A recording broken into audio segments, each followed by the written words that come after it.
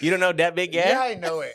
I know this is not from the kids. This is from my kids. own Yeah, algorithm, bro. Those kids are not influencing that big gas. That's me, bro. That big gas. That's all me. Y'all ready for a that big gas episode? That's shit. That's what y'all gonna be saying after y'all. It means, Ashley, I'll tell you what it means. It means that bitch gas. Oh, wow. I have never heard those combination of words. That big gas. Yeah, there you go. No, you're getting it. Oh, shit. All right, look. Thank you, Quincy, getting us set up over here. The pineapple, what's it, Kool-Aid pineapple packs that's clearly sent to destroy. It's the new thing to destroy the black community. There's always a new one, yeah. It's always like, who is in the what CIA department? That's what I want to. I mean, goddamn, that's probably like the fun racist job. What's the stupid thing? Well, we did the crates. Remember the crate challenge where all sure, yeah, I remember that. And old niggas was like, and you just watch 80-year-old black men collapse, be 20 feet in the air and just collapse. Yeah, and there's clearly some think tank. That's the fun racist think tank. Yeah. That's like the fun day at the racism factory. Like, but now you could tell they're using ChatGPT because this shit's getting lazy now. Kool-Aid pineapple pack? Yeah. And then they sent the little white kid android that big guy. They're like, all right, this will prevent them from organizing a revolution for another week at least. I've seen more white kids, the more Matty B. Raps looking ass white kids eating the pineapple Kool-Aid shit than I have black people.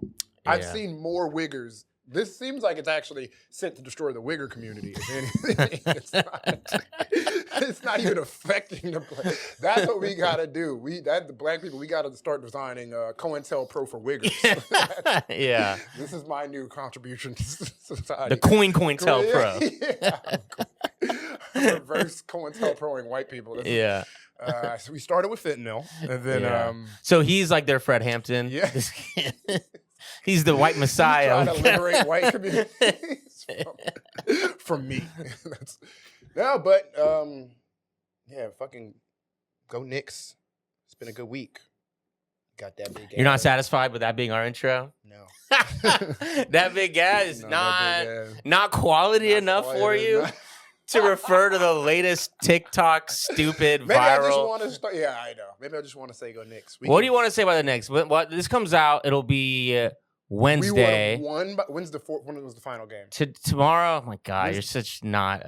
You're so not into basketball. I know Monday is. Tomorrow is game 3. Wednesday will be game 4. Okay, so game 4. So hopefully this will come out. Manifesting a game 4 victory. Yeah, I mean, it looks like a good chance we're gonna sweep. Bro, they're not even letting people outside of MSG. Because of Trump. Yeah, that's crazy. Damn. How horde vibes do you have? Trump does not. It is impressive how much he is unaffected by how much his hometown hates him. Yeah, and like he knows, like banning people from gathering outside, banning like the emperor comes in, and the plebes are now not even allowed to watch. That's so crazy. He knows what it looks like. He doesn't care. It's kind of impressive. So crazy. It's Remove them. Yeah. Why would you, as a New Yorker, that's the best part. I'm from Texas, and I think the best part of the game is going to be the New Yorkers outside of Madison Square Garden going crazy, getting them street talk interviews or whatever the fuck. Go Knicks! And like that's going to be the funnest part. I wanted to go.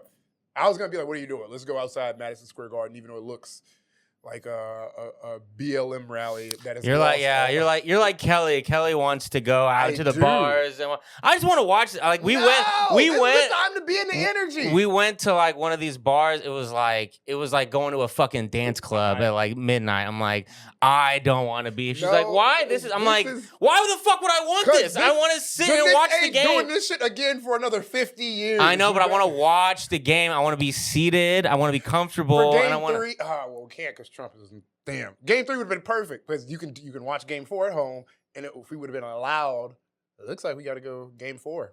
So yeah, this will be coming out right before game 4, 7 p.m. Wednesday, where hopefully we're 3-0 and about to be 4-0. And you know, I'm excited. I have enjoyed watching the Knicks. I have enjoyed becoming a Knicks and Jalen Brunson fan the past 3-4 years, but it still feels. Does it feel weird saying "we" about the Knicks? I mean, I am I'm false claiming right now. I'm Yeah, false see, flagging you're like- right now. I'm like, but You are like Kelly. You're the same as Kelly. Because Kelly will get on to me for like not being enough for the Knicks, you know? And I'm like, I'm a Houston Rockets fan. Listen, It's harder to be all for a new team when you have a previous team. I'm the Houston Rockets fan, and I don't understand sports. I play sports. You just didn't know what was going on? Honestly, they pulled me out. One time I was in football. I was in a game. I ran into the huddle, and they wasted the timeout because I didn't know what I was doing. They pulled me right out immediately. But I played.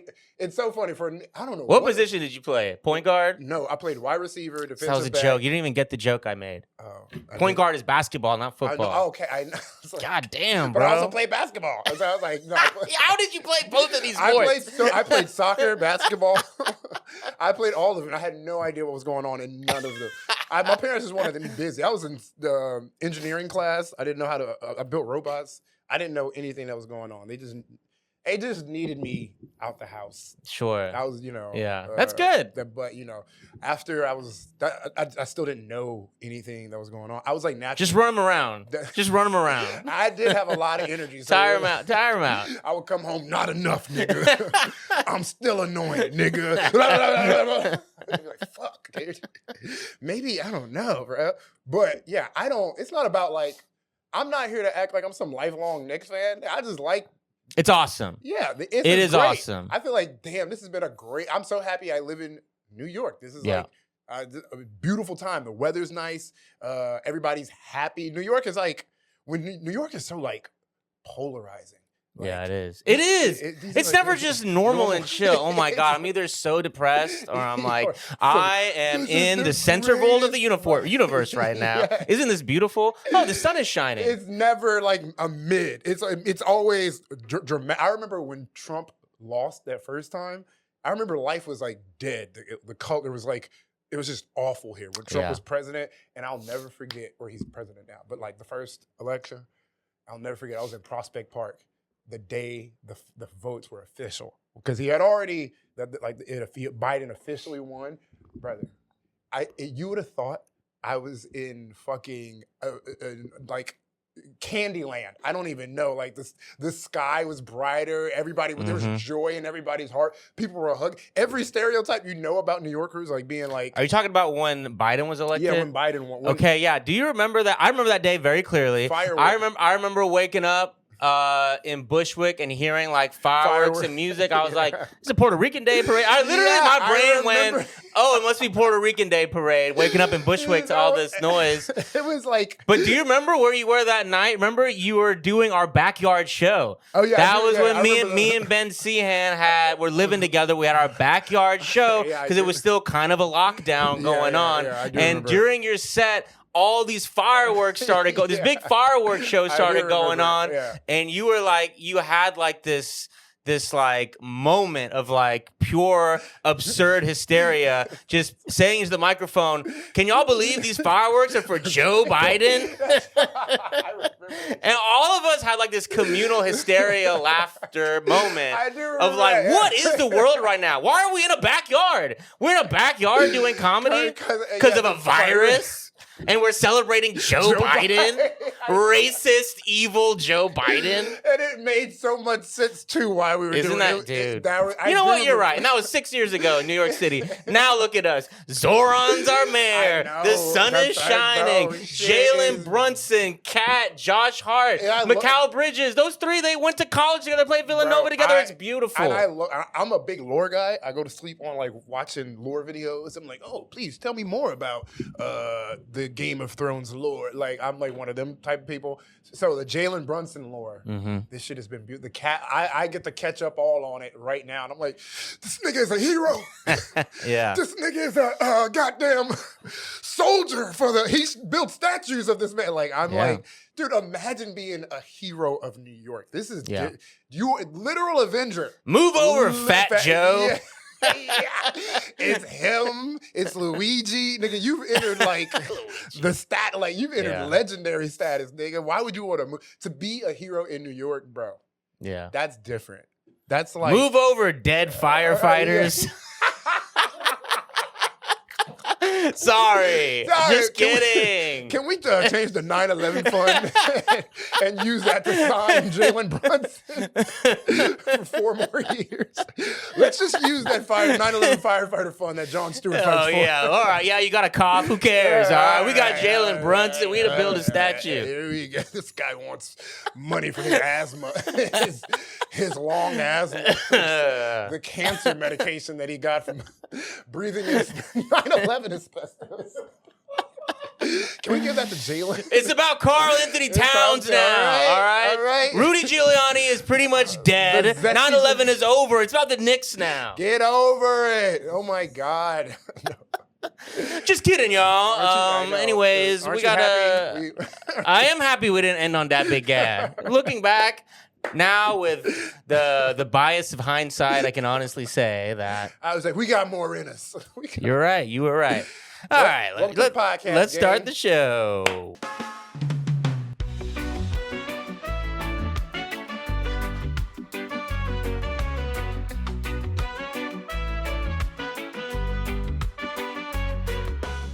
No more fun, gang. No fun, guys. Time to do our actual fucking podcast. Oh, you thought we were you were smiling? You were smiling. You were smiling. Shit, weren't you? Stop weren't that shit, you? bitch, we about to make you depressed a little.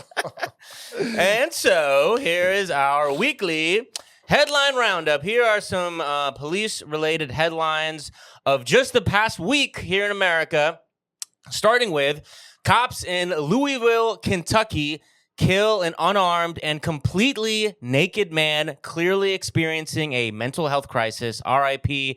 Martin Nitzken Jr. Cops in Lake Jackson, Texas, kill an unarmed teenager after a car chase. R.I.P. John Gabriel Mendoza Jr. Cop in Cleveland, Ohio, kills a man during an argument while off duty. R.I.P. Akili Hammond. Cops in Waterloo, Iowa are facing a lawsuit for covering up an officer's fatal drunk collision. R.I.P. Jenna Marie Mills. Cops in Massachusetts are facing a lawsuit for fatally crashing into a man while in an unmarked cruiser. R.I.P. Angelo Schettino. Cops in Cleveland, Ohio are facing a lawsuit for illegally detaining and sexually assaulting a man who drove his friend to the hospital for a gunshot wound. Cop in Newcastle, Wyoming is arrested for stalking and threatening a nurse with a gun. Cop in Wichita, Kansas is arrested for child sex crimes. Cop in Auburn, Washington is charged with immoral communication with a minor. Cop in Shelby, North Carolina is arrested after a doorbell video catches him punching a woman several times. Cops in Menominee, Wisconsin are on video choking a 13-year-old boy. Cop in New Orleans is arrested after assaulting a man at a restaurant. Cops in Osceola County, Florida are facing a lawsuit for breaking into the wrong address and violently arresting the wrong person. Cop in Waycross, Georgia is placed on administrative leave after assaulting the grandmother of his child. Cop in Wake Med, North Carolina is charged with kidnapping a woman at gunpoint. Cop in New Orleans, who was previously convicted of sexual battery, is hired by a different New Orleans police force but then resigns after backlash. Cop in Forest Park, Illinois faces no charges after pulling over and assaulting a woman while he was off duty. Cop in Cleveland, Ohio is arrested for domestic violence. Cop in Clover, South Carolina is arrested for domestic violence. Cop in Fresno, California is arrested for domestic violence. Cops in Winter, California shoot a dog. Cop in Wake Forest, North Carolina shoot a dog. Cops in Portland, Oregon are facing a lawsuit for wrongfully jailing a bicyclist for 6 months. ICE is eliminating its requirement to report deaths that occur within 30 days of people being released from its custody. At least 18 people have died in ICE custody so far this year. What? Oh, yeah. ICE is eliminating its requirements to report deaths that occur within 30 days of people being released from its custody? Yes, people who were kept in such miserable conditions that when they were finally released, they were already on their way out. And so that's why they include those deaths. And an internal ICE memo reveals that apparently they are getting rid of that. And it clearly was a problem if they had a internal memo. Of course. About it and they had to do something. Of course. Record-breaking. We are on a course for a record-breaking year in deaths in ICE custody. People are obviously really scrutinizing ICE for their insane operations they're doing. And so ICE is like, oh, we should really do something about this. Let's stop counting some deaths here. They're really angry about all the death count, so let's stop counting these deaths. That's the solution. That's like some... You know, when Trump was like, we wouldn't have this many COVID cases if people stopped taking COVID tests. Yeah, like, what? It is like that. What? Holy shit! Yeah, that is really the mark of the Trump administration. Literal, just ignore the problem until it festers. And yeah. I mean, you know, defunding all our like, what is it? It starts with an N. All the like things that are tracking the weather for climate change and whatnot. Giving money to scientists and they're I'm good. I'm quite certain this nigga was like designed in a lab to destroy America. This nigga is good. If the lab was America. Yeah. This is a real New Yorker we're talking about right now. Boy, you got it. The lab was America. Yeah. And the doctor was Yakub. Give me another one. Give me another one. All right. I don't even need you this episode, Ashton. I could just do your riffs for you. That should have been you. I didn't even Once white people discovered Yakub, I stopped talking about it. I was like, it's out of the box. Yeah. It was once a fun thing. Yeah, it's like same what happened with jazz. Yeah, it's they discovered it, and now anytime same happened with that big guy. The enshittification of the of black culture. Yeah. Well, the big tech white CEOs have gotten a hold of the crate challenge, and this is fuck. But damn, a nigga beat up his grandma, his baby mama grandma. That's crazy. And he's put on administrative leave. Like, what does that have to do with your job? Like, you beat up. Hold on, pause.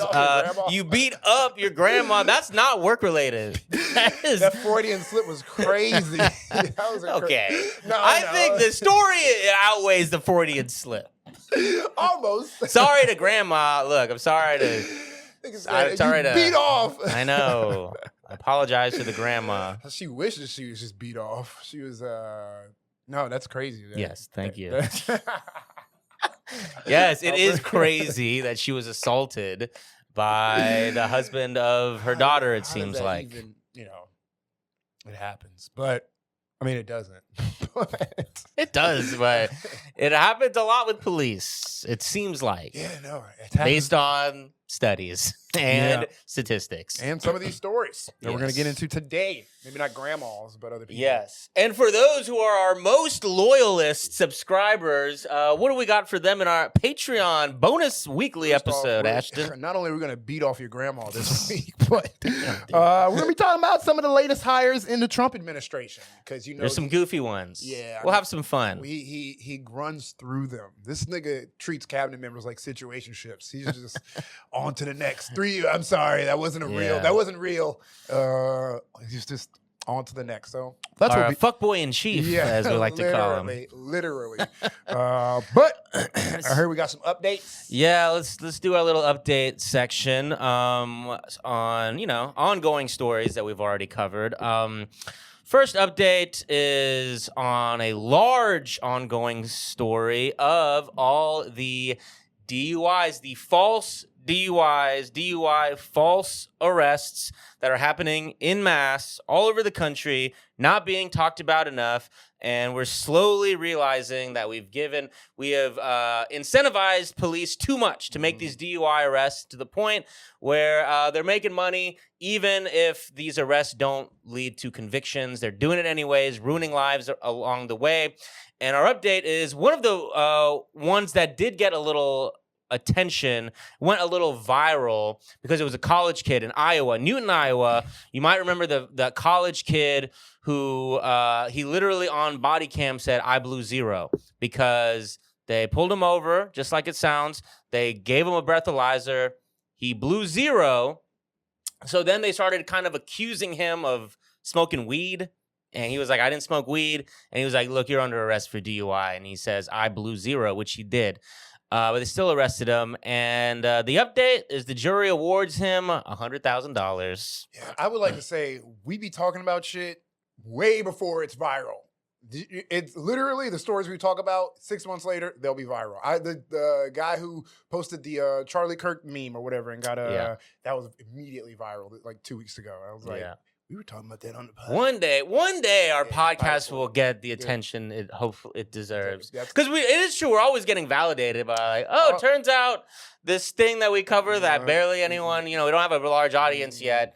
Turns out people were interested in that story, but all our comments okay. are like the comments in my stand-up comedy. Like they'll be like, "Damn, I thought it was funny," or "Damn, what, more people should like." Our comments are like, "We should see more of this. More people should see this." I liked it. Literally, all the comments. It's okay. It'll happen. We'll keep chugging along.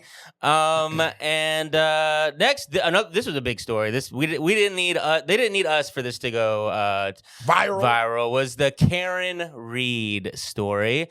So if you don't remember, Karen Reed was dating a cop in Boston who died one night. They were all out, and she was the one who they pitted it on her. And once you kind of look at the whole situation, seemed like might have not been her. It seemed like it might have been one of the fellow cops. There was a little kind of a secret love triangle going along. There was a lot of alcohol being drank. So she was acquitted, right? But now the new update is her lawsuit. Karen Reed files lawsuit against Massachusetts State Police, Canton Police after acquittal. That's the headline from ABC News. Takeaways is basically it's a civil lawsuit. So the cops are still not being accused or charged with being culpable of this man's death. But what the lawsuit is about is she's accusing investigators of bias and misconduct during the investigation. If you remember, his name was like something Proctor, like one of the head people in charge of the investigation. Turns out he had all these texts like calling her like, saying derogatory, misogynistic things about her. Also just being just a general piece of shit. So misconduct during the investigation, charging them of framing her. And, but like I said, no charges on the cops for the murder. I guess maybe died from old age. That's how far it'll go. Like, all right, so we framed her for murdering our friend. I guess we can close the chapter there. No more questions. Open and shut case, boy. I'll take the 2-week paid suspension. I always admit when I'm wrong. Literally, it always goes like that. It is like, all right, well, I guess we're done. Yep. Nigga, what? There's a murderer. In case anyone has any more questions, I actually won't be taking any questions. Is there still a murderer out there? Nah, you guys, shut up. And then our last update, again, not a specific update, a broad update on more cases of police using AI facial recognition to lock up the wrong person.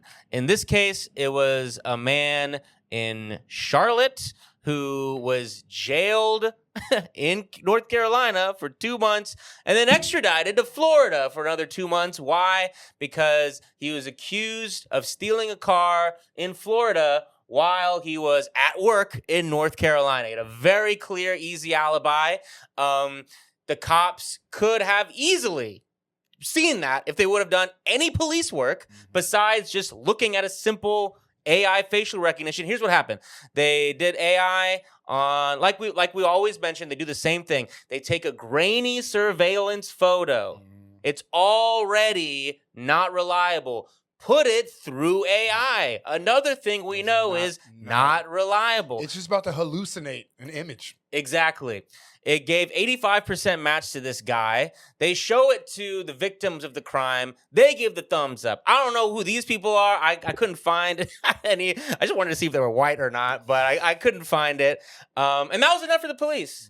If they would have, again, did the minimal police work and seen that the easy way to see that he was clearly at work in North Carolina during this time, this man would not have to have been in jail for 2 months and, lost his job, lost his housing, got into custody issues, ruined a man's life. They're literally letting AI do the investigation for just like, oh, yeah, it's AI is great. You just press this button and it does the entire investigation for you. You don't even have to double Now we can fucking play 2K for the rest of our shift or whatever the fuck.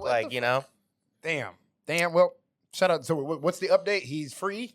The update is just this whole story. Is that we've learned about this story. He is free now. Yes, he is free. He's no longer in jail, and there's a lawsuit on the way. Nice, sue their ass, boy. Yes, get that money. So many people are just. I love that. I do feel a little happy that we report a story. We're like, that's fucked up. And 3 months later, like they win $125,000 from. Granted, it is our tax dollars. Yeah. Well, how many? This is hypothetical. How many days in jail would you do for $100,000? I'm not trying to do a Mr. Beast challenge right now. What the fuck are you talking about? Dude, I got an idea for a new podcast, bro. What the fuck are you talking about? All right. We'll move on. I work a regular job. All right, $1 million. $1 million. $1 million? Nah, let's go. Let's. I would do. Okay, for $1 million, how many days I would do in jail? I would do 2 weeks max. Yeah, no one's gonna take that deal, bro. What do you mean? You gotta do more than 2 weeks for $1 million. Well, I'm not doing it then. I don't want to be in jail. That's fine. I honestly, I agreed with you when when you were like, let's not do this. You were correct.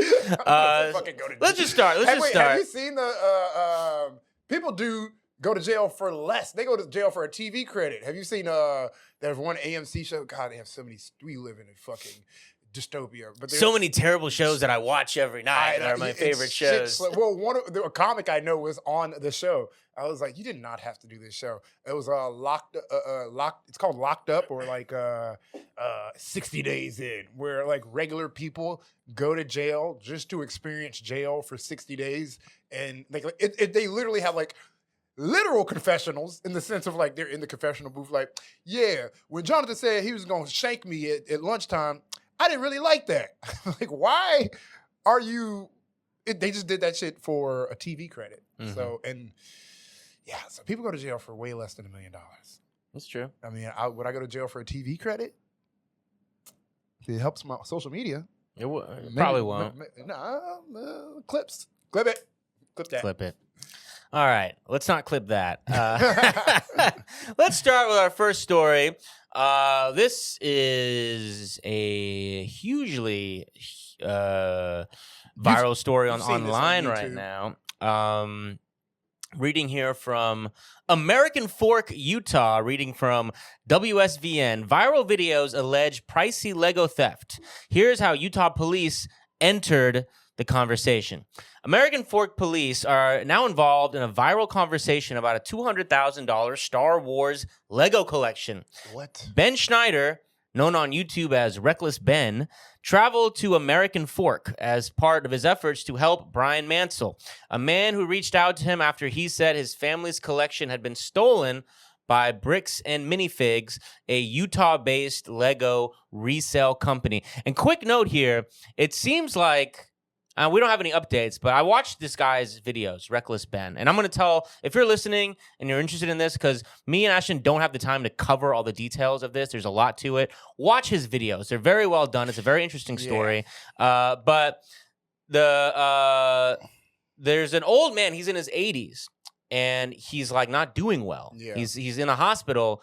And so his son is trying to sell his Lego collection to pay for medical expenses. Classic American story. But he mentioned to this YouTuber, Reckless Ben, that his dad doesn't want to let his dad know any of this because he's so near the end, doesn't want to stress him out. So it might still be that this guy has no idea that all this shit is going down over his Lego collection. So the videos claim Mansell left his family's Legos at an Oregon franchise of Bricks and Minifigs under a consignment agreement. What that means is that they were like, look, we got all this Legos. We're going to let y'all do the service of selling them for us at your stores, and in return, you'll get a small cut of the sales. Makes sense, right? And if you don't sell it, the property still belongs to they are not handing over the ownership. Very important.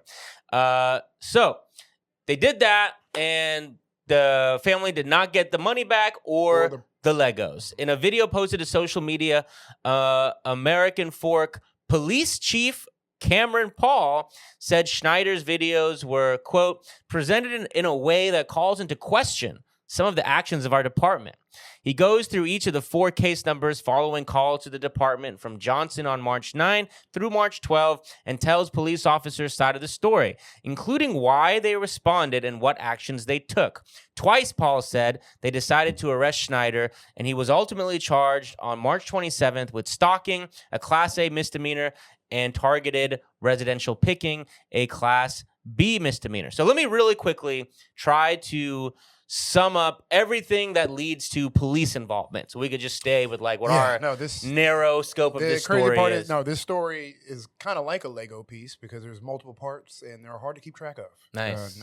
High five. All right.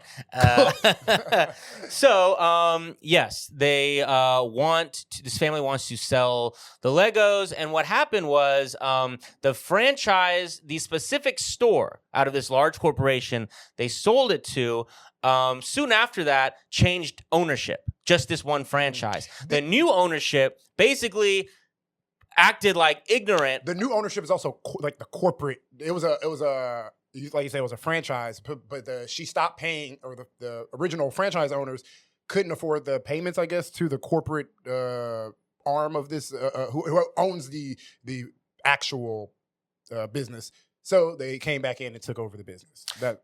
Yes, and so the new ownership basically was like, I don't know what y'all are talking about. We haven't seen these Legos. We don't know what they are. And it's just not paying them and not returning the Legos, essentially, in effect, stealing the Legos, They're right? Literally like, oh, this is our property now. What? And so that's when they go to this YouTuber guy, Reckless Ben. He does like investigative stuff like this. He ends up going to Utah, where this company is headquartered. He is trying to get in contact with the CEO who's ducking him. So while he's doing this and seeing the CEO, and everywhere he goes, where he goes to the corporate or goes to the store in Utah or is on the phone with the CEO, they're all deflecting. Seems like they're all part of it. Seems like they've all been told to just deflect. Then the police get involved. Now it starts getting really crazy because, the CEO is calling the cops saying that he's being stalked by this guy. He's not being stalked. He just has to deliver him what is it called? Process serve. He has to serve him court papers to take him to court because he's not paying up. And so now it's like this dance with that legal process. You have to physically hand them papers. And so in order to avoid this, the CEO is getting the cops to try to arrest him for simply hanging out in a public space waiting to try to serve him these papers. But he starts noticing every time he's talking to the cops want absolutely nothing to hear about his side of the story and are just parroting the CEO's story. Now, this kid is very savvy. He continually keeps getting arrested by these cops who are not hearing his side of the story, arresting him for no reason. They are the ones stalking him. This kid is doing jail time over just trying to get these Legos back for this old man. And it gets really interesting once he gets access to the body cam footage. The body cam footage is originally extremely redacted, but even outside the little redacted moments, you can make out that these cops are just trying to figure out what charges they could possibly throw at this guy. They are completely, and it's like a nice window into what is the job of the police, really, of the police totally being on the side of power, on the side of corporate, on the side of the CEO, and guess what? They're all Mormon. The CEO's Mormon. They're all go to the same church. So it's, again, police blindly serving power, not seeking justice, serving power. Damn, and how you a Mormon cop? That's like 15 divorces in like one person. Okay. Shit. All my wives love me. Yeah, dude, my arm is sore. God damn. So many of my wives. Whack. I only beat 40% of them though. All right. All right. Yeah, that was funny. But not Mormons are not all polygamists. Only the fundamentalists in Utah. I know. I do. I don't give a fuck. Yeah. Keep bringing in Mormons facts. are also a lot of them are in the FBI and the CIA. Well, more on that next episode on Mormons, folks. Yeah. But where this gets like super interesting. Jesus came to America in the first century. Shut up. We're just not dunking on Mormons podcast, all right? We're dunking on the cops. We're dunking on the cops. I know it's tempting. Okay, go. But where it gets really interesting is where so this starts going viral. So now other like internet activists want to get involved, and there's a hacker. And the hacker is able to get this guy, Reckless Ben, unredacted body camera footage. Oh, I love. Look, hackers be pissing me off because they haven't hacked the fucking student loan website yet. But good, okay, this is finally y'all hacking some good shit. And dude, what they show is so pathetic. Like it shows these cops. They go to the CEO's door. They're hanging out in his front porch. The CEO's like literally fucking telling them what to do. He's literally like, it's like they literally work for him, which we know is true. They do. Like in like a structural sense. But to see like a conversation like that is shocking to the extent the cops are like, yes, sir. All right. And then the guy is like, rough him up a bit. Well, so it's not quite like that. So he still is like, I guess because, they all know their body camera's on. So, and I guess, they all want like some plausible deniability. They know that this guy isn't literally their boss, but they know all like where their pressures are coming from and what they're going to be rewarded for, what they're going to be punished for. So rather than the CEO telling we'll get a Lego out of this. Rather the CEO just telling him like, here's what to do, the CEO is telling him like, no, trust me, this lawsuit, it's not real. It's bullshit. Just trust me. And the cop's like, okay, yeah, totally. So then what do I do? He's like, well, he's the one committing the crime. So if anyone should be arrested, this guy, right? And the cop's like, yeah. Like you could tell he knows this is bullshit, but also he knows he doesn't really got a choice. And so he ends up and goes and does his bidding.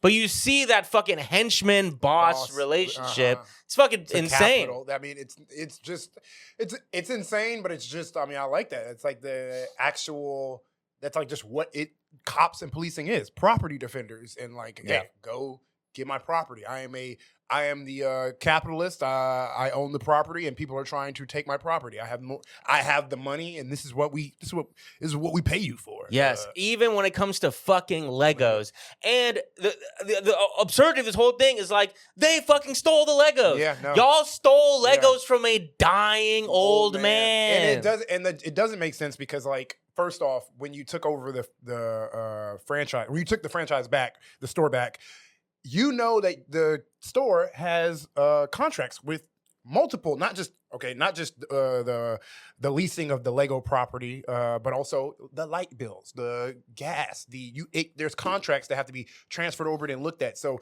this contract, this goes in line with, this is a vendor. You have to check in. Okay, is this, now that we've taken over the store, is this vendor contract up to date? Who do we owe money to? Like that's part of just taking the store back. But obviously it's value. This is clearly $200,000 worth of Legos, which don't even get me started. That's another problem I have. How the fuck is plastic worth $200,000? I'm like, nigga, what is a stock? How is paper worth $200,000? Oh shit! Did I just blow your mind, bro? Damn, dog, we cooking on this part. Oh my god, bro! Oh my god! I feel like I'm ascending into something. Am I still on this plane? Are my molecules still here? I feel like I'm somewhere else right now. Look, here's how I want to put a bow, and you can add your bow if there's a bow for you as well. I don't want to hog the bow, but I just wanted to. My last thing I'll say is that a ton of like what led up to the police getting involved is based on this YouTuber's what his allegations and whatnot. He seems very savvy. He used the law a lot, but so. You got to take that a little bit with a grain of salt. Where we come in, this body cam footage is fucking body cam footage. Yeah. You can look at it. You can watch it. It is insane. Yeah. I recommend y'all go watch this shit. It is a really great window into what policing in America is all about. And it's a good YouTube video. It is. It's racking up views. Shout out Reckless Ben. I mean, those are good videos. I enjoyed them. He is fucking up a little because I did watch a few of these videos. He is fucking up. He was making AI videos and shit. That's gonna, because if they do go to court, they're gonna be like, why did you, like, the guy, the CEO was like, I'll take it down if he apologizes to me. Like, he's on the there's a video of the CEO guy being like, sure, if he just removes all the hateful comments, apologizes, stop bringing bad press to my my company, and like the dude, the son of the Lego owner, he's like, no, fuck no, I'm not doing any of that. Are you fucking crazy? No, give me my reasonable shit. Why should he have to apologize? Yeah. He's stealing my dad's shit. But the YouTuber Reckless Ben makes an AI video of that dude apologizing and sends it, and that might have fucked up the case a little because now and I'm just parroting what other YouTube videos that I watched. Now the prosecutor, I don't know which side, the defendants could come on and say, well, if that video is fake, the other videos are fake too. And so we do a little wrench. Maybe we shouldn't have all put our faith behind Reckless Ben. Yeah, but I mean, go watch the videos yourselves. We're just talking about the police element of it. Yeah. So yeah, shout out Reckless Ben. Though I enjoyed those videos. Hopefully that old man gets his Legos back. So next, Ashton, we're moving to Louisville, Kentucky. Louisville, Kentucky. What's happening there? Louisville police chief moves to fire criminally investigate officer who fatally shot an unarmed man. Reading here from Louisville Public Media. Nice. Louisville Metro Police Department Chief Paul Humphrey is moving to fire the officer who fatally shot 27-year-old Martin Nitzken Jr. Saturday. Body camera footage released Tuesday shows Nitzken was unarmed, naked, and stumbling towards the officer who shot them. This is one of the most insane body cam footage you could watch. I mean, all body cam footage is tough to watch, but this is one of the first time while like doing all the research for this, it was like unanimous. I've never seen nothing like this. Like all the comments, the police chief, there was a criminal defense attorney watched it immediately. Was like, dude, this guy's cooked. Yeah, I mean the absurdity of, and I'm not trying to make fun of him, but like the absurdity of killing someone who's naked. There's no way you could be less unarmed. Yeah. And more clearly in need of help. Like more clearly shit. Something is going on here. I'm a police officer. I could help this. I should help this man. It's like seeing a person drowning and like in the water drowning, and you pull out your gun and shoot. It's like, this person needs help. What are you doing? Like, but I'll read the article. Mayor Craig Greenberg praised Humphrey for acting swiftly and decisively in a press conference hours after the police chief announced his plan to fire Officer Nathan Stotts. Oh, okay. I mean, I'm telling you, everybody. This is the first time I've ever seen them move to fire somebody immediately. But that just goes to show you how bad this body camera footage is. We have high standards for those who take an oath to serve our community, and we must take action when those standards are not met, Greenberg said. Greenberg said the Commonwealth's attorney who prosecutes felonies and other major crimes is also involved in this matter. Humphrey said that LMPD is conducting a criminal investigation, as is policy when an officer shoots a member of the public. Nitzken's girlfriend told a 911 dispatcher Saturday night that he was bipolar and had previously not shown any signs of violence, according to audio played at a press conference Tuesday. She told the dispatcher they had been watching a basketball game with friends before he lost his mind and started attacking me. A neighbor told the dispatcher that Nitzken was definitely having a mental break.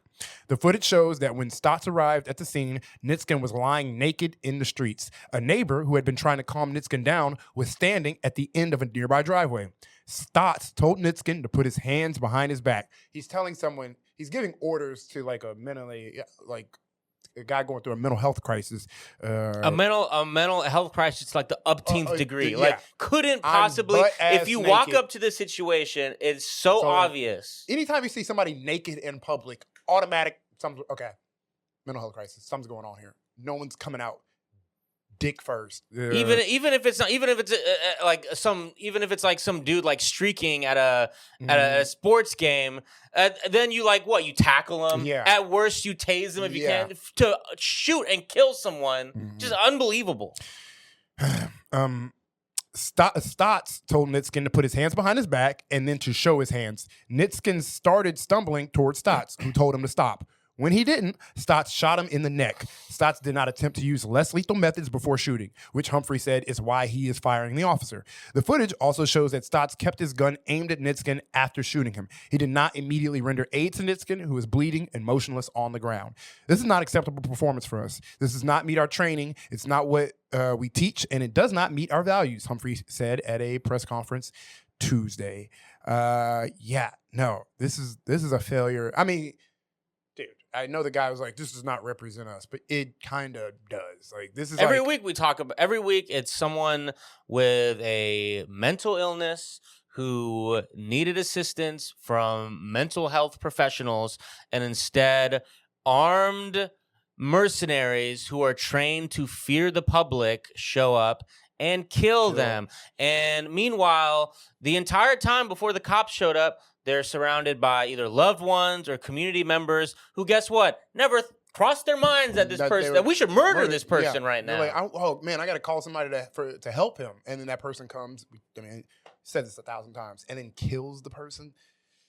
It's like, I don't even know what to do from this point. Like, it's literally crazy. I would argue that these cops who do this are also tweaked in the head a little, like are also going through their like mental health, are indicative of the mental health crisis we have in America, because like they just found a violent outlet, like a logical outlet for their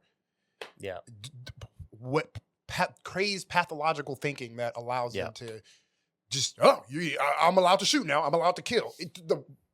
I don't know. This is just like, I think this is like, from hiring to training, the culture to leadership, all of policing leads to officers like this. Yeah. And it's really bad. It's really sad. That's why we need like a hard reset button. Like, we need to really look deeply at what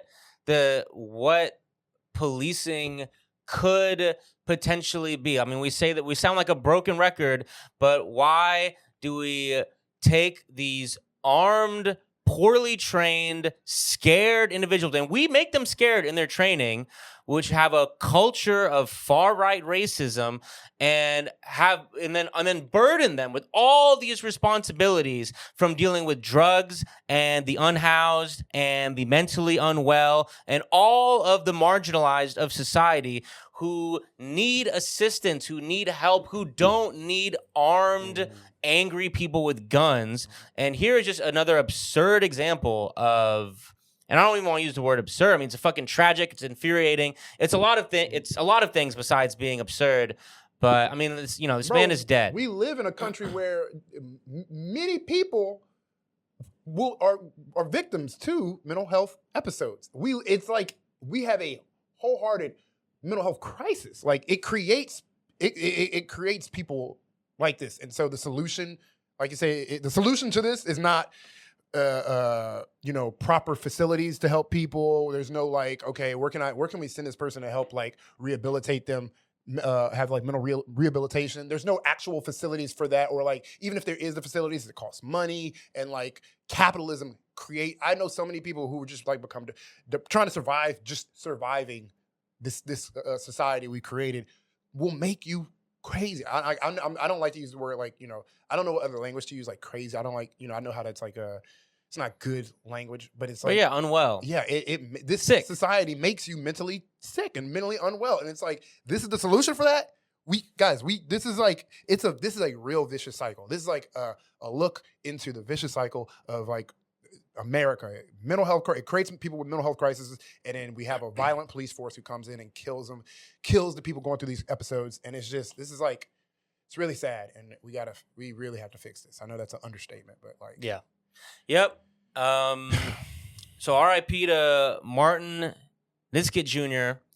Horrible story. And the last thing I'll say is that while, yes, we have a rare example where there seems to be unanimity amongst the public and the city about firing this cop, we still haven't gotten to the point where there's any charges being pressed.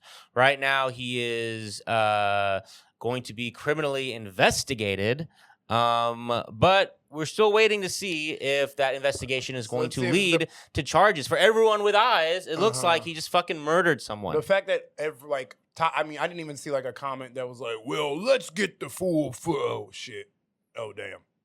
Like, you know how they're always like, well, let's wait till all the facts come out. It's like there's nothing else needs to come out. This guy straight up just shot this dude who was butt ass naked in the streets, literally, and giving contradicting orders. He literally put your hands behind the back. Let me see your hands. Yeah, it's like you're fucking up from the get, and I'm glad this cop's off of out of the force. But yeah, he needs to be served justice. Justice actually needs to be served. Yes, and at best, he'll catch a murder charge, but at best, it'll still be treated as like a bad apple case, rather than a sort of holistic. The fact that we're talking about this every single week, that story is not going to be told in the mainstream news. And cops see regular people as like we already deal with cops constantly just coming out like shaking babies, like scared shaking babies of mentally stable adults, of adults who are like, I was just reaching for my asthma pump, or I was just there. So they're already coming up. So it's only fucking amplified when there's an actual like guy experiencing like a butt naked guy who's like, oh, this is a different scenario. So I know there's a problem with how we send police to deal with the public, because they're coming at the public kind of tweaked out already, like fearful, scared for like, I have to be able to shoot just to protect myself. I guess I'm just trying to say, like, they're already coming to the public tweaked out, like angry, scared, and like violent. And it doesn't help that now that's how they treat regular people fucked up. So not regular people who aren't experiencing mental health episodes. So it's only even more dangerous if you are a person who suffers from mental health problems. So, RIP to this guy. Yeah. So we have to move on, unfortunately, to Myrtle Beach, South Carolina. Reading here from the New York Post. Cop arrested, fired for allegedly pointing gun at fellow officer for microwaving fish at police station. Nice. Shout out New York Post. Also, where would this podcast be without the New York Post? And I've read this story multiple times back to back. And each time I get more on the cops side. Yeah. Every read, I'm like, you know what? Why was he microwaving? Yeah. When you Google what's the worst thing to microwave, it is which Ashton did. Ashton did a lot of research. I fucking actually did. I was like, I wonder what is the worst thing to Google. microwave in a hands down in every little fucking list. Number one, fish. By multiple websites, multiple people read it. Everyone's like, seafood, fish. And so, yeah, look, when I was a teacher, I used to work with this man, Tomislav. He was Eastern European. Loved this guy. He would microwave sardines every day. Crazy. And I loved him. That's crazy. I still loved him. I never thought once I should kill Tomislav for microwave, this shit. First off, sardines? Disgusting. Yo, I know this nigga shit stink. I don't even know. Shout out Tomislav. So, reading here with the New York Post, holy mackerel. Oh, God. Speaking of bars, speaking of transcending, we got New York Post.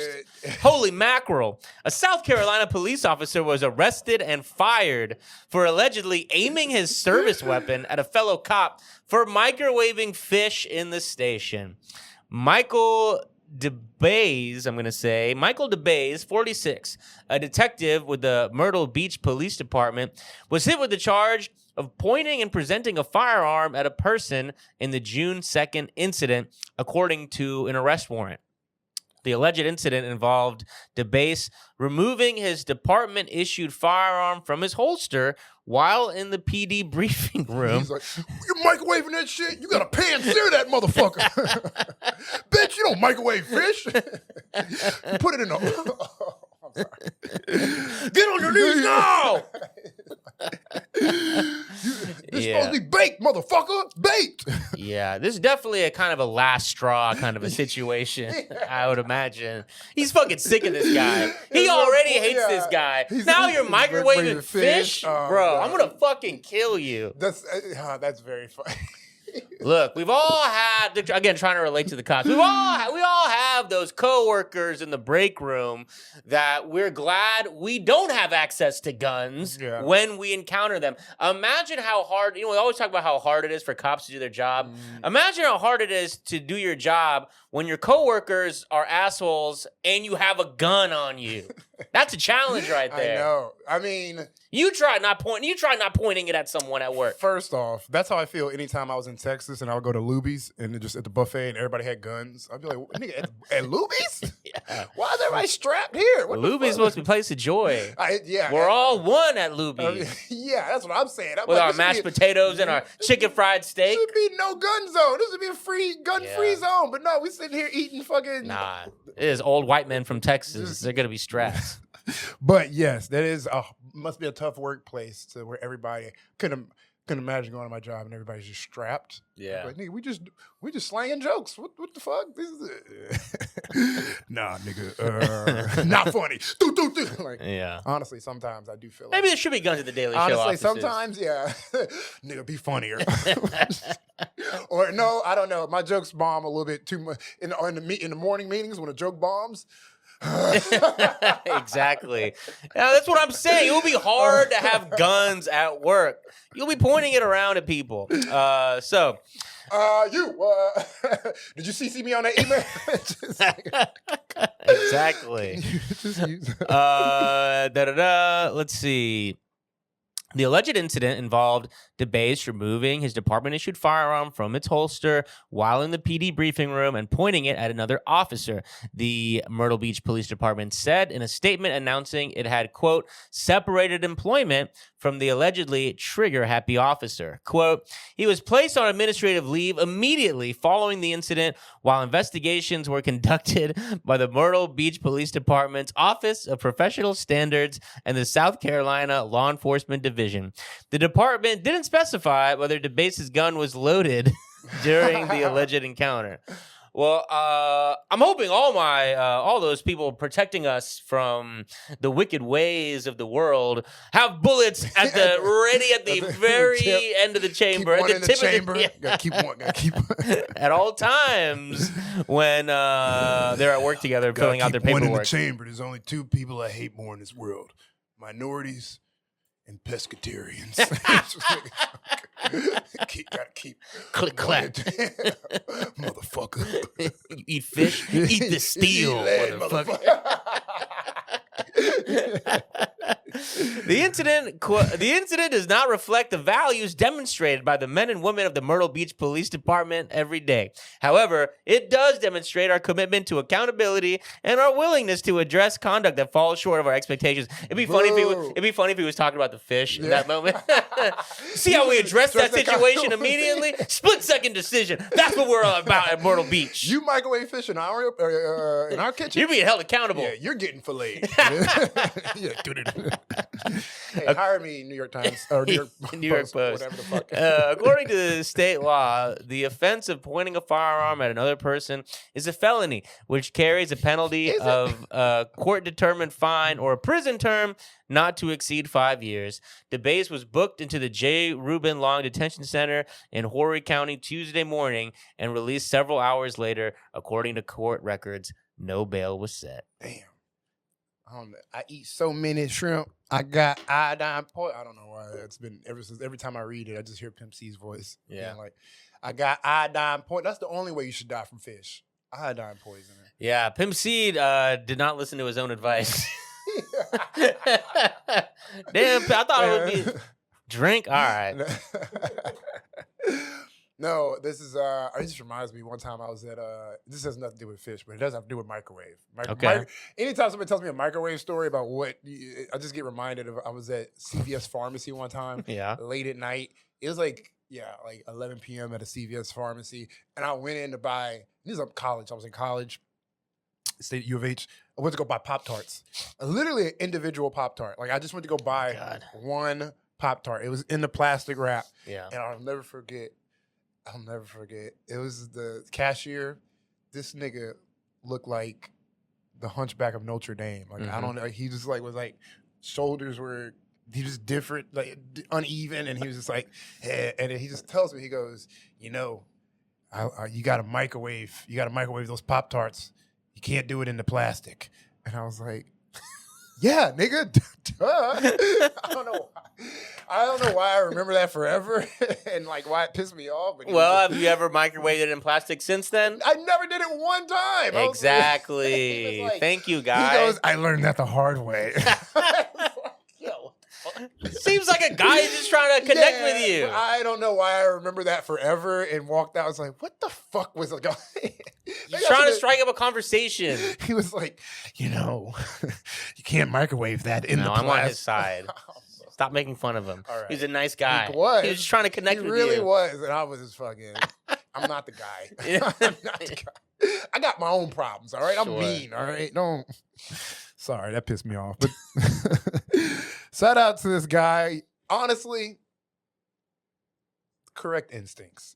Yeah. Don't microwave fish. That's disgusting. That is literally insane. That's also, I think what's getting swept under the rug in this story is the guy who did microwave fish. He's just, no one's talking about him because the guy pulled a, you also should be reprimanded a little. Yeah. No more microwave privileges. No, I disagree. It comes with the territory. People are going to microwave their food. You might not like how it smells for a little bit. That's okay. Maybe I'm biased being a Pakistani motherfucker, but I'm like, look, you don't like this. Have you smelled fish? Food has flavors and scents. Yeah, but some fish is one of the worst smelling foods. If it's like old. So now no one's allowed to have fish for lunch at work? Fish is my favorite dish. Wow. It really is. Wow. I fuck with fish. On Sundays, I will go to a nice little restaurant. Give me a nice little baked sea bass or a red snapper. Love it. Yes, okay, so you have that and you enjoyed it, but you're like, you know what? If I eat the whole thing, it might be a little too much. I'm eating it later that night. I get to take some home. Mm-hmm. Okay, and then you end up going to bed early. You wake up for work the next day. You're like, oh, I got to bring this to work and eat it before it goes bad. It's fish. What do you do? Are you going to eat it cold? You're going to fucking microwave it. You're going to fucking microwave it. You're saying you deserve a bullet to the dome for that? We just outlined a whole scenario where you should be empathizing with the guy who got a gun pulled on him. This is where my classism comes in. Leftovers. That's from my cat. Exactly. My cat. Exactly. Ashton the classist weighing in again. That's where my gold chain comes out. Wait, whoa. This is where I separate myself from you pores. And, sure, yeah. No. If I'm by myself, it's like, yes, I will microwave it, but I'll also shit with the door open because I'm by myself. I don't give a fuck what the smell is, but I'm considerate. I'm a considerate nigga. If somebody else is in the house, I would actually think, should I risk making my house smell like? I'm not gonna say what fish smells like because. Why you don't want to offend fish? No. You just shout over that guy, that nice cashier at CVS, because calling him the Hunchback of Notre Dame. All you do is trying to connect with you, and you can't be mean to fish. Because I was gonna be like, I'm not trying to make my wife guy jokes, and niggas are like, oh yeah, all right. It's not fish you were about to offend. Yeah. I stopped. This is called growth. It is. Good job. Like, damn, dude, I want to say this. And thank you, New York Post, for allowing us to have this Seinfeldian conversation about what should be the social parameters of what you're allowed to cook up for yourself at work. And now we can get back to the horror of the rest of our podcast. Just looking at this list, like, oh fuck! Can we talk about microwaves again? I did Google. That was my research. I was like, what's the worst thing? Because I was like, I wonder if there's something. It's eggs is number 2. Yeah. Fish is hands down number 1. That's why I think that this cop should get, lay the law on him. But also, guy microwaving fish, something got to happen. You can't just get off scot-free. In the hole. Yeah. He should just get beat. Maybe not the gun. Put like a little rough him up, and not in a cop way, in like a corporal punishment way, and he's like what in like a Renaissance era. They like put you they throw tomatoes at him. I think that should happen. Okay. I like that. Very specific. He just gets tomatoes thrown at him for 5 minutes. Microwaving fish, you gross ass nigga. That's all. But sorry, just try to be reasonable. Moving on. Oh, I'm the next up. Yes, we're going to Arkansas. Reading from New York Post. Double header New York NYP, Post. I hate you and I love you. It's New York Post is really that racist uncle of news magazines because it's like you love them, but you also hate. But it's funny about New York Post, like they're so right wing and so pro police, but they're constantly reporting on the police. Yeah. Like so, it's like that racist uncle you have who like does have woke opinions, but like cannot put them together correctly. Still like comes to the wrong conclusions at the end of the day. And I read all their articles the way. Have you ever seen TMZ? Have you ever seen like? And you ever hear like how the TMZ guy voice was like, looks like, looks like Amanda Bynes was caught with no, like, they have that weird. Looks like cops only serve capital again. Holy mackerel. Cop. I read it in like that TMZ guy voice. But New York, this is New York Post, racist state trooper resigns in disgrace after wife reveals shocking white supremacist messages in divorce filings. This really has it all. Shocking? Yeah, New York Post is always shocked at their own reporting. When are you going to put the pattern together? Dude, read your own articles, bro. I know. Every single fucking day, they're shocked about the same shit. What? Cops? Bad? Anyway, reporting live. But I love this story because it marries my two favorite things about cops: racism and divorce. Which they might as well, just when you're filling out your hiring paperwork, also fill out the divorce paperwork. You should just throw the divorce paperwork in the hiring paperwork. Yeah. But an Arkansas state trooper resigns in disgrace after his wife unveiled dozens of disgusting racist texts he sent her as evidence in the divorce proceedings. Joffrey, how many times have we been on this podcast and told a story about cops sharing racist text messages? That is the number. That's like outside of you don't realize how many racist text stories I don't include because there's so many. That's just all of their texts. That is exactly. Michael Austin Kennedy, a father of two, left the Arkansas State Police on May 15th, more than a month after his wife of 12 years, including. I'm sorry, let me reread that. Michael Austin Kennedy, a father of two, left the Arkansas State Police on May 15th, more than a month after his wife of 12 years included his shocking, hate-filled text in her divorce filings. In the text, Kennedy allegedly spews vile insults against all people other than white men. He uses the slurs I think she's trying to say nigger, and S-blank-C. I'm assuming that's the one for Hispanic people. Yep. In almost every message published in the complaint. Yo, minorities be living in these motherfuckers' head rent free. Yeah. It is like they have like this. Their brains have been hijacked by this like hate-filled fantasy of like the Great Replacement theory is cooking them. Yeah, it is microwaving. That's what's getting microwaved. That's the fish in the microwave. It's their fucking brains, dude. This is your brain on racism. It's fish in the microwave.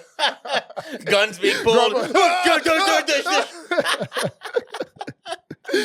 Alana filed the complaint seeking sole custody of their two children with visitation rights for their father. Alana also accused Kennedy of abusing his position as a state trooper, as demonstrated in selfies he allegedly sent her of himself posing with detained Hispanic people, bragging about his new trophy. Oh my God. He's taking Abu Ghraib style photos. That's what the IDF is doing. Yeah. These are sick racist, bro. Yeah. In several messages, the trooper plainly states his twisted beliefs, ranging from the banishment of Muslims from America to repealing the 19th Amendment, which granted women the right to vote. This lady married this nigga.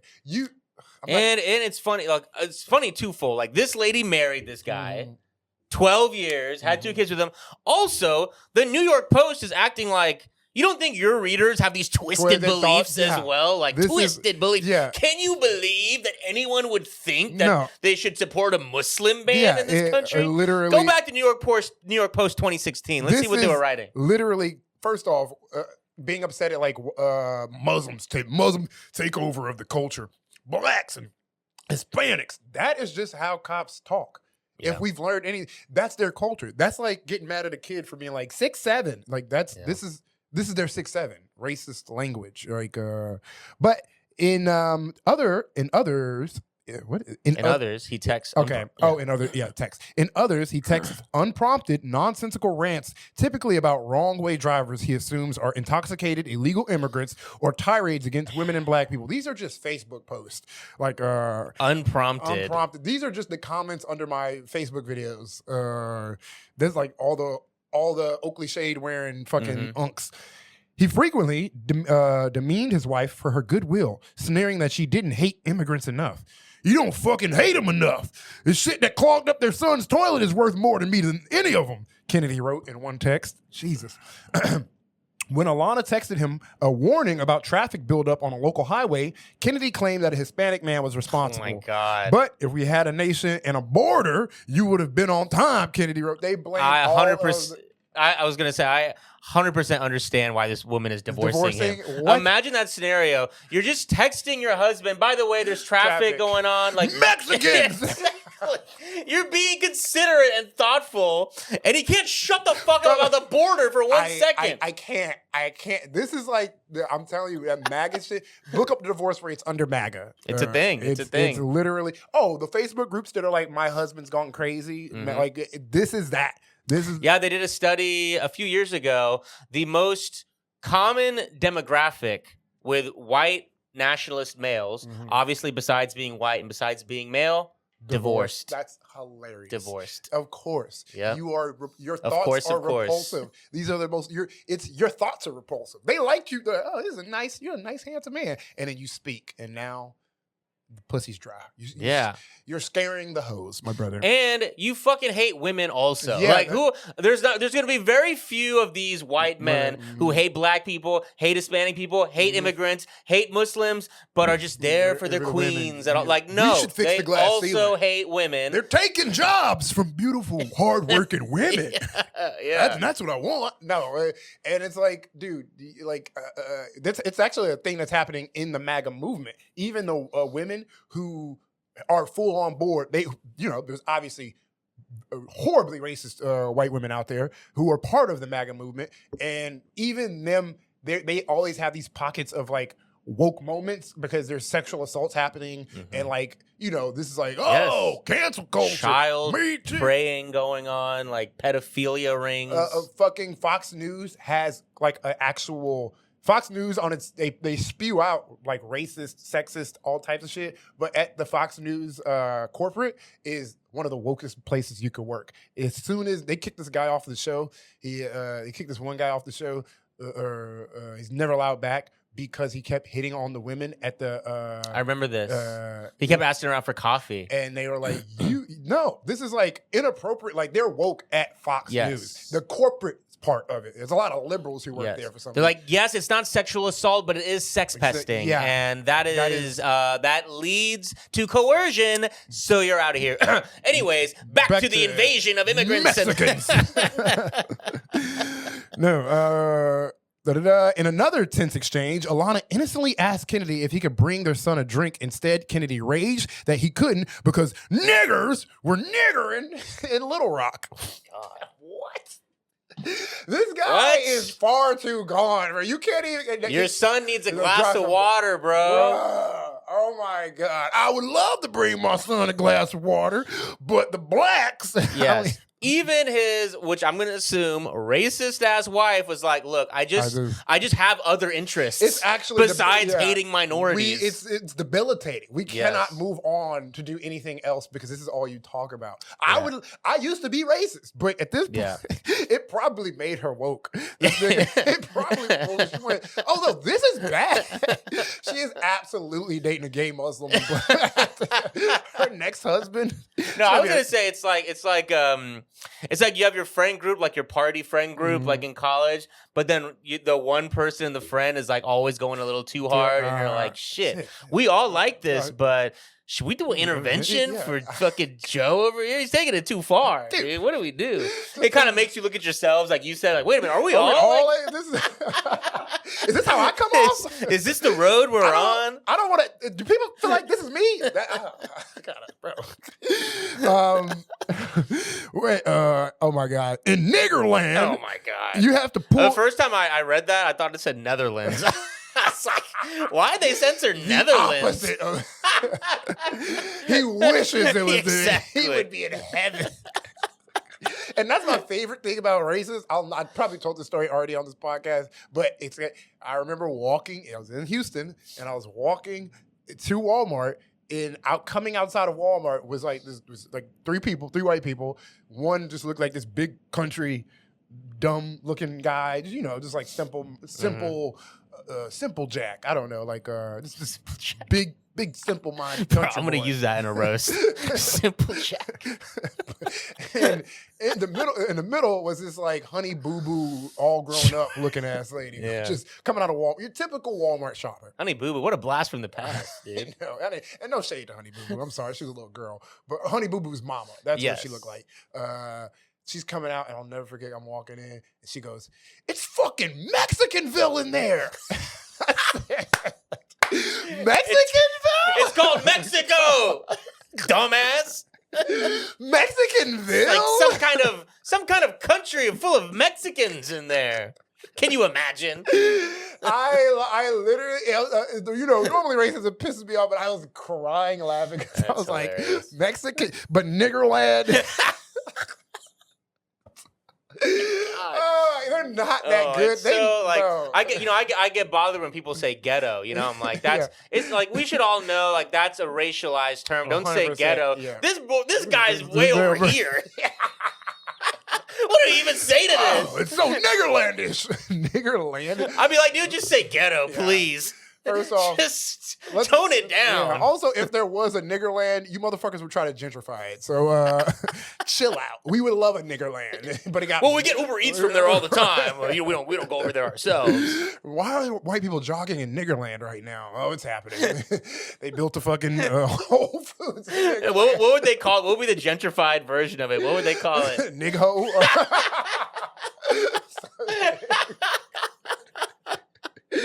It used to be full of black people. No way! No way! That's so sad. I live south of Nig. So Nig. No Nig. No Nig. No Nig. That's what they would call it. I live north of Niggerland. That's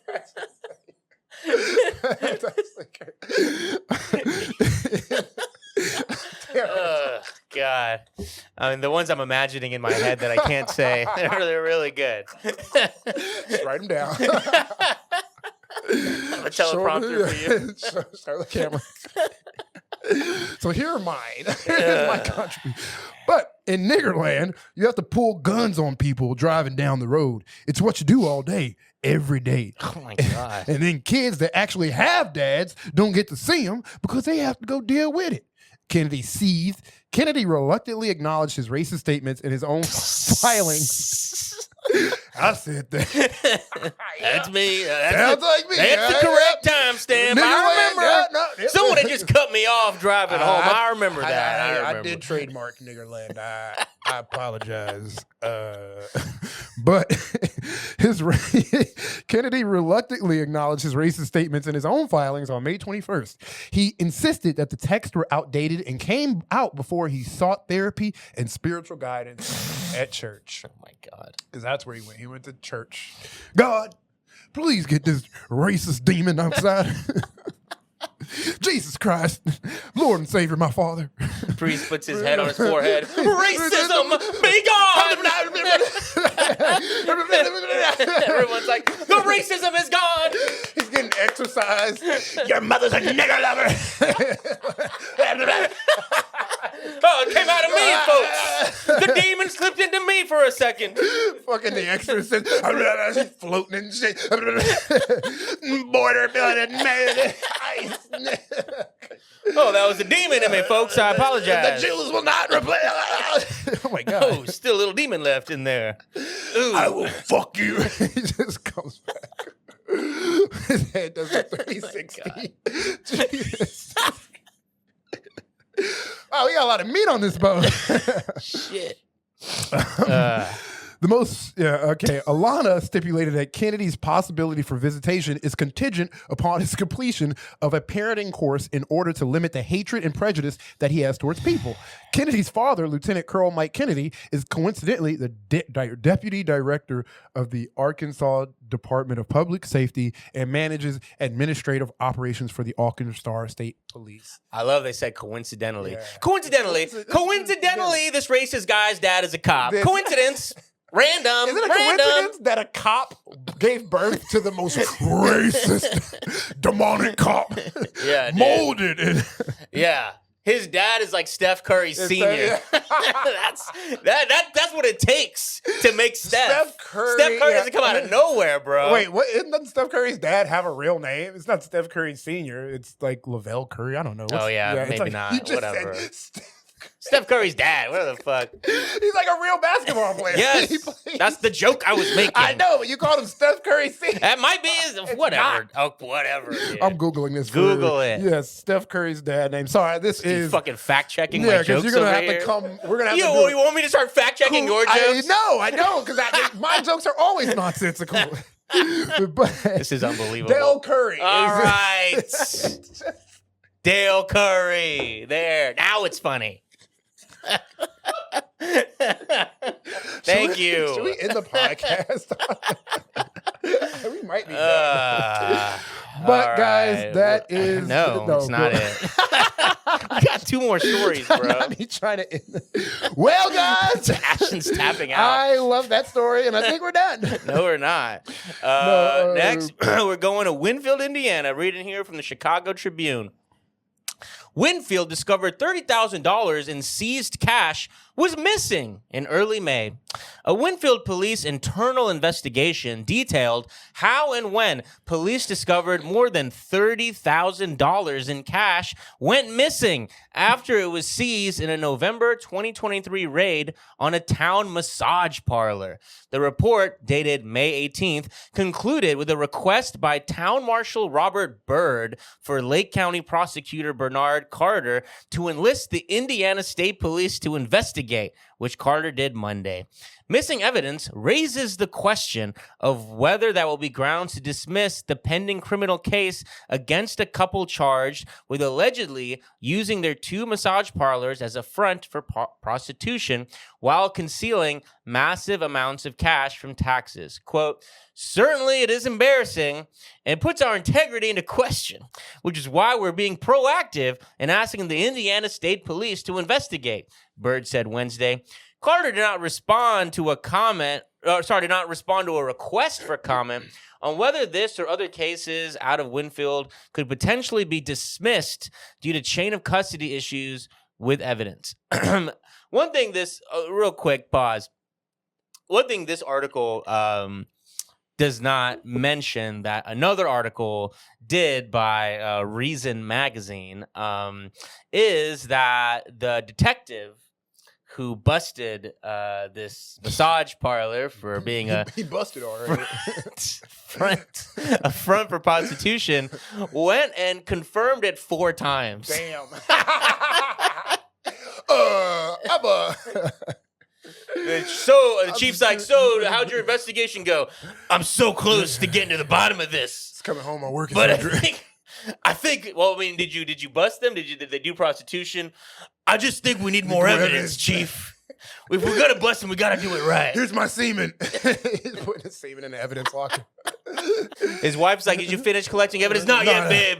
Trust me, this hurts me more than it hurts you. You think I enjoy doing this every day, every night on the same sting operation? I want to go out there to the crack dens, but I can't. I'm on this assignment. For the foreseeable future, stop asking me when this assignment is over. I'm collecting evidence. I'd like to report an officer-involved shooting. He shot on this old Asian lady. Oh, let them. That's crazy, bro. That's crazy. So let's see. So yeah. And you stole money? Yep. I mean, that's where. I mean, look, this is just disgusting. Like they're going to these massage parlors, and I mean, look, we see this all the time.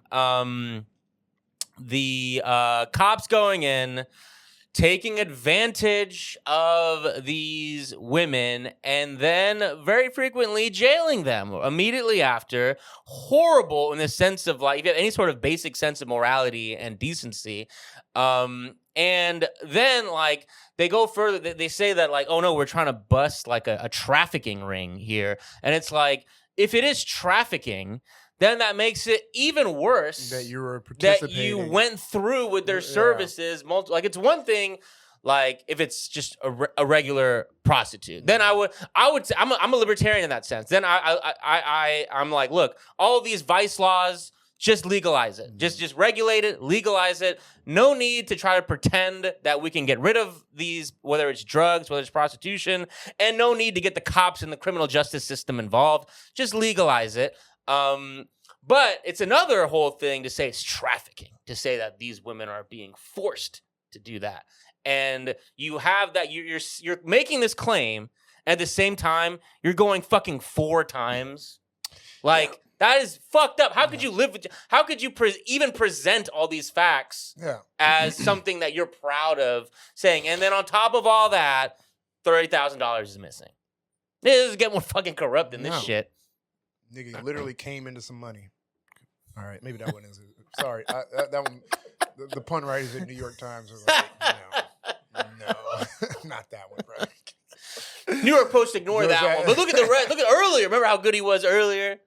They can't all be. They can't all be post-worthy. Officer comes into some money. No, man. Reading my TMZ voice.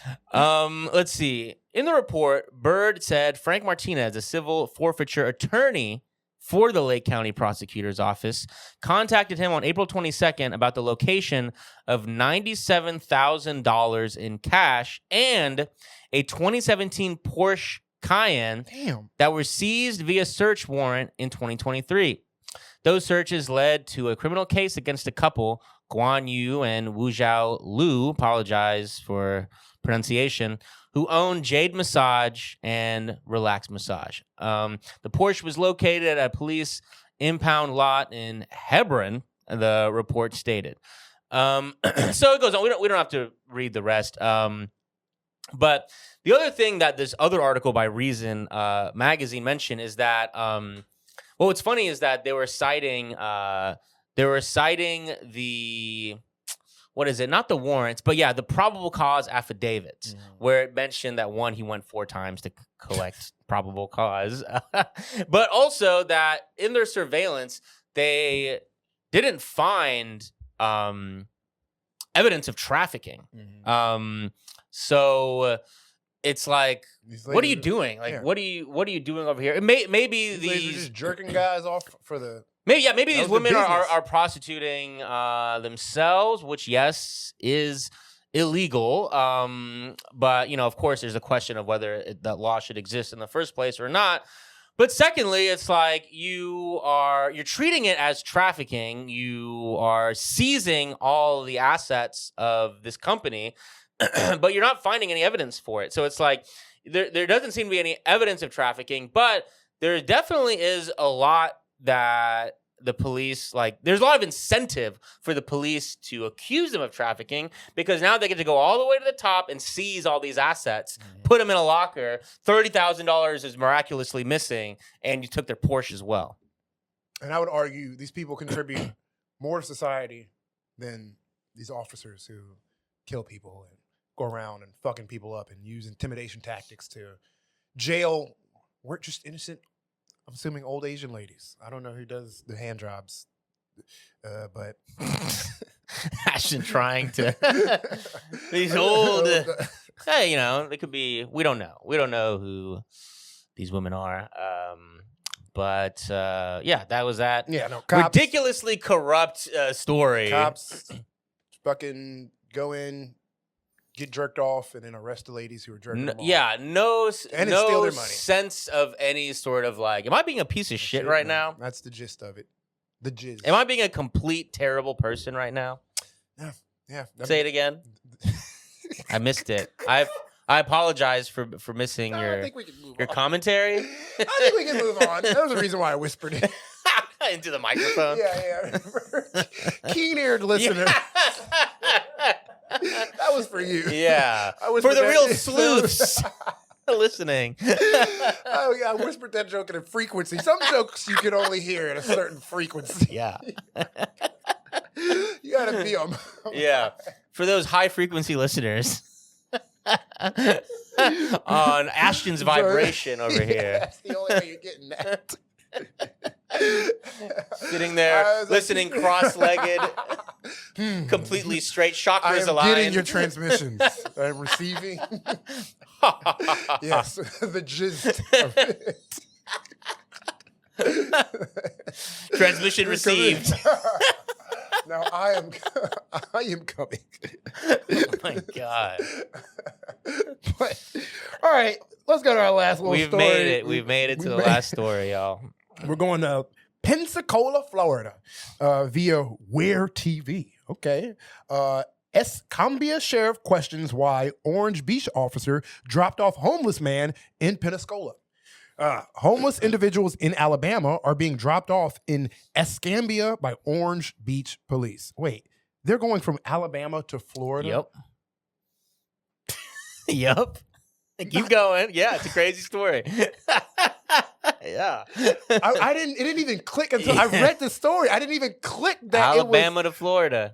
State lines are being crossed. I really thought that it was like just I don't know how that didn't. Oh my God. Escambia County Sheriff Chip Simmons posted a picture of a patrol car and an officer who he says was homeless dumping. It's like he was shit maxing. He was homeless dumping. In the post, Simons questions why Alabama agencies are not providing homeless services themselves. Simon says homeless dumping is becoming a problem countrywide. Countywide. Thank you. He says an Orange Beach police officer in a marked police cruiser dropped off a homeless man at a waterfront mission, gave him $20, and drove away. Deputies saw the ordeal happen. Simons took to Facebook to explain that he's not happy with other jurisdictions simply dumping unwanted individuals into Escambia County. Oh, this is beef on cop beef. Yeah. Simmons is wondering why they don't provide the homeless with resources themselves. Where News also spoke to Orange Beach Mayor Tony Keenan. He says the homeless individual had specifically asked to be brought to Waterfront, and he's proud of his particular police officer. What? He was just following the homeless guy. This is wishes. He wanted him to drop him off and rough him up a bit. What do you need? A home? Okay, what else? How about Pensacola? I don't even know how to fucking say Pensacola, Florida. There's no way you fucking said that. A nice view would be. Yeah. There's just no way in hell anyone would say that. Even a homeless person. And it's like, how long does it take to get to Alabama to fucking Pensacola? Did he have to ride in the back? Was he handcuffed? I have so many questions. I just didn't know that compassion had state lines. Said Kennan. That's the mayor. That's the mayor who's saying that, like, what we're just trying to give the homeless people what they want. They want to be dumped. Homeless dumping. That's what they want. Oh, I'm sorry. I applaud my officer for caring enough to want to help him, and that's all it was, trying to help. The sheriff's office then posted body cam footage to Facebook, indicating the man didn't actually ask to be brought to Pensacola. Now Kennan is calling out the sheriff's actions. Bitch! Literally.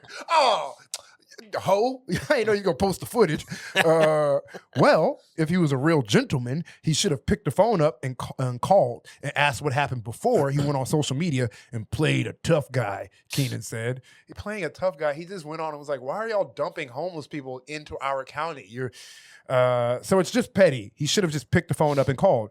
Simmons says he didn't call OBPD before taking to Facebook because he had already told them to stop homeless dumping. A couple of months ago, we had heard that this happened, and my chief deputy reached out to the Orange Beach Police Department and asked him what was going on, said Simmons. We told him that we did not think it was right at the time, but it didn't stop. They continued to do this. Keenan says he has no recollection of that. I know nothing about it happening on multiple occasions with our police department, Keenan said. First I've ever heard of it. So unless he's got something to document that, I like to go back and see what he's talking about. This is not something we make a habit of. This would be great if he had more body camera footage. It's like, fuck! Where do they keep getting this footage? You're telling me we're recording this footage? Show me your hand. Show me everything you got. Then I'll make a statement. Because every time I say something, you undermine me with the truth. Simmons says the rise in homeless dumping countrywide is real. Countywide. Damn. I'm getting fucked up. That's all right. This is embarrassing. And it's a burden to taxpayers. We're hearing information that happens a lot, dozens if not hundreds of times, but not just from Orange Beach, from other areas as well, Simmons says. But there comes a time when you say enough is enough. You cannot just abuse our tax dollars. Y'all just got to fight back. Homeless dump back. Turn Alabama into homeless land, as my one officer would call it. That's not what he would call it. Juville. I don't know what he would call it. Florida? Yeah, that's what he would call it. Yeah. That's great. I mean, fucking Greg. I mean, this is not homeless dumping, but shipping people and displacing people. It's the most dehumanizing thing. It's like you're like classist ethnic cleansing. It's like class cleansing. It's like you're literally displacing people. Social cleansing. That's what they used to call it. They would use that term. I didn't know there was a word for it. I was like, this is like a little dated, but yeah, that is what they're doing. Yeah, I'm like, you're just getting rid of all the homeless people out of the area and just pushing them into other areas where I'm assuming at least like they got to find new friend groups, new camps. I'm like, the homeless people I know in my neighborhood, they stay in the neighborhood because they know everybody. People help take care of them and like, community shit.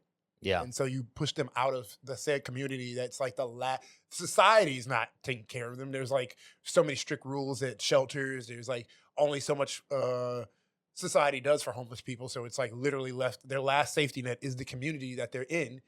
And so displacing them from that community I'm being drastic, but could kill them. It could do definitely lots of things. Yeah. Direct harm to them. So this is like... Yeah, I mean, that's a great point, actually. Like, the unhoused do figure out, like, their routine on how to survive, how to get by, where to shower, where to eat, where to sleep safely for a night. If they're addicts, like, where to keep themselves so they won't have too many withdrawals and potentially die. And you uproot them from that is life-threatening. Yeah. That's a great point. They are. It's fucked up, and it's really a great window again into what cops actually do. The percentage of time cops are dealing with violent crime, 4%. What are they doing the rest of the time? Well, when they're not fighting for like Lego empires in Utah, a lot of times they're doing shit like this, moving homeless people out of their county. Like, this is the relationship that the police have with the public, the most marginalized. They're not out here to help. They are out here to brush under the rug, whether it is into jail or literally just to another county. This unhoused person, there is no indication that he committed any crime whatsoever. Why is the police involved? Oh, he asked for us to drive him to Florida. Even if he did, that's not your fucking job. Also, can I go up to NYPD and be like, hey, can you drop me off to New Jersey? They would say, fuck no, because that's ridiculous. But when it comes to the unhoused, their job, quite literally, is to get rid of them. Mm-hmm. And here we see a literal example of that. And people who live on the streets, first off, this is not normal behavior at all. No one is this. He's trying to like white knight this cop who drove him to Florida, which is, first off, if like an unhoused person was like, can you drive me to Florida? Everyone's immediate action is like, nigga, I can give you $1. I'm going to drive your ass to Florida. If someone's asking you to drive them from Florida, from Alabama, how many states is it? There's like 3-4 states from Alabama to Florida. You're driving through 4 states to get to this place. I just find it hard to believe that this homeless guy, just once you just think about it just a little, you're like, that doesn't seem like nobody was moving rational. Of course not. Of course, especially if it's dozens, hundreds of times. Yeah. Like, they clearly, I mean, I don't know why they chose Pensacola, Florida, but they did. It's so random. It is so, and the fact that the other cop who's like speaking up about this, like, I've seen you guys do this. Is like y'all's thing. I don't know why y'all come all the way over here is crazy. No, I don't know what you're talking about. I ain't got no recollection. It's clearly just deny. Our officers are actually good guys. It really is a crazy story. You're right. Like I would love to learn more. Hopefully, there could be some light shed on this, rather than it just be treated as some isolated. Well, okay, they're homeless dumping in Pensacola. Anyways, what else? Yeah, it seems like what is fucking going on here, dude? And the fact that homeless dumping is a phrase. Yeah, that's a fucking crazy ass phrase. But hopefully, I'm sure there'll be updates to this. I don't know, maybe not, but. That's the story. And that's the episode. We did it. We did it. We're about to go see you guys in No Nig. All right? That's the Patreon. We're going to get drinks. That's what we're calling the Patreon. Yeah. We're on our way to No Nig. So Nig. But catch you. Nice. But goodbye. Until next time. It's like it's right tingling there. In my tongue. I don't feel a sense of closure until I'm not doing it. Goodbye.